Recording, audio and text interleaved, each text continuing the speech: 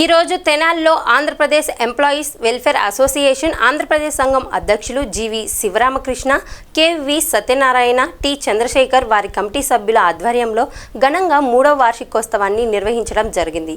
ఈ కార్యక్రమానికి ఆంధ్రప్రదేశ్ పద్మశాల సంఘం రాష్ట్ర అధ్యక్షులు డాక్టర్ మునగపాటి వెంకటేశ్వరరావు మాట్లాడుతూ గంజి చిరంజీవి, కోస్తాంధ్ర జీవి నాగేశ్వరరావు, కోస్తాంధ్ర ప్రధాన కార్యదర్శి ఏ జగదీష్, వివిధ హోదాలకు చెందిన ఎంప్లాయీస్ యూనియన్ నాయకులు, వివిధ జిల్లాల నుంచి వచ్చిన ఉద్యోగులు ఈ కార్యక్రమంలో పాల్గొని ఒకే సంఘంగా తీసుకురావాలని మనస్ఫూర్తిగా కోరుకుంటున్నాను.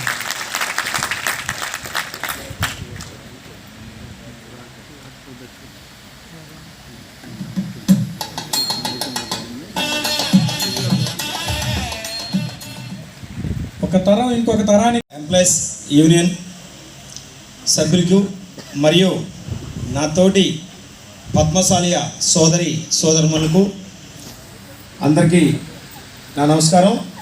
ముందుగా మన కులదైవం వంటి భద్రావతి సమేత భావనాథ స్వామి, అలాగే ఒక్కసారి మన మార్కండేయుని ఒక్కసారి తెలుసుకుందాం.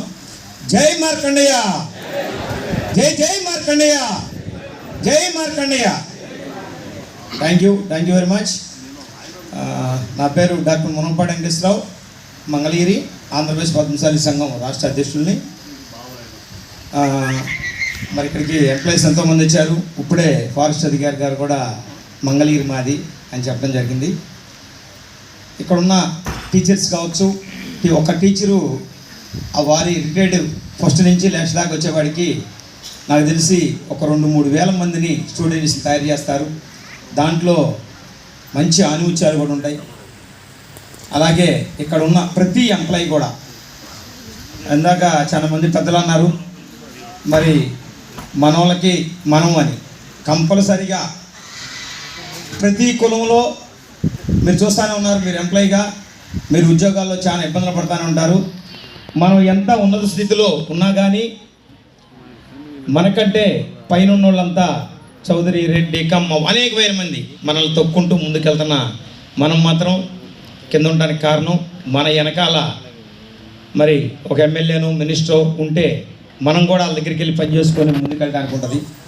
కానీ మనం కొంత వెనకబడటానికి కారణం కూడా అది కూడా ఉంది. రాజకీయం ఇంపార్టెంట్, చాలా రాజకీయం కూడా చాలా ముందుకెళ్ళాలని మాకు 3 సంఘాలు ఈ రాష్ట్రంలో ఏర్పడి ఉన్నాయి. కోస్తాంధ్ర అని, రాయలసీమ అని, ఆంధ్రప్రదేశ్ పద్మశాలి సంఘం. ఈ 3 సంఘాలు కూడా ఒకటే ఏకం అవ్వాలని ఇటీవల కాలంలో మీటింగ్ చేయడం జరిగింది. అదే కానీ సాధించగలిగిన రోజున ఈ సమస్య అనేది ఎంప్లాయీస్ కావచ్చు, స్టూడెంట్స్ కావచ్చు, ఎవరికి కూడా ఉండదు. ఎందుకంటే ఒక సంఘం ఉన్నప్పుడు ఎవరి దగ్గరికైనా వెళ్ళి మాకు ఇది కావాలి అని అడిగితే ఏ అధికారి అని చేస్తాడు, సీఎం కూడా వినాల్సిన పరిస్థితికి వచ్చింది. అదేవిధంగా మరి మీ ఎంప్లాయీస్ మీ దగ్గరికి ఎంతోమంది పద్మశాలీలు మీ దగ్గరికి వస్తుంటారు. వచ్చినప్పుడు ఇందాక చెప్పారు, ఒక్కసారి మనం బీడి పడిపోవచ్చు. ఒక కుర్రోడు వచ్చి దాని మీద పేరు మనం చూడంగానే ఆటోమేటిక్గా మనకు అర్థమైపోయింది ఇది పద్మశాలిదని. అది మనకి చేతకాందైనా సరే ఆ సీట్లో మనం ఉన్నప్పుడు మనకు చేతనైన సహాయం ఆ కుర్రోడికి చేసి, ఆ వ్యక్తి చేసి ముందుకు తీసుకెళ్లాల్సింది ఈ విధంగా కోరుతున్నాం మీ అందరినీ కూడా.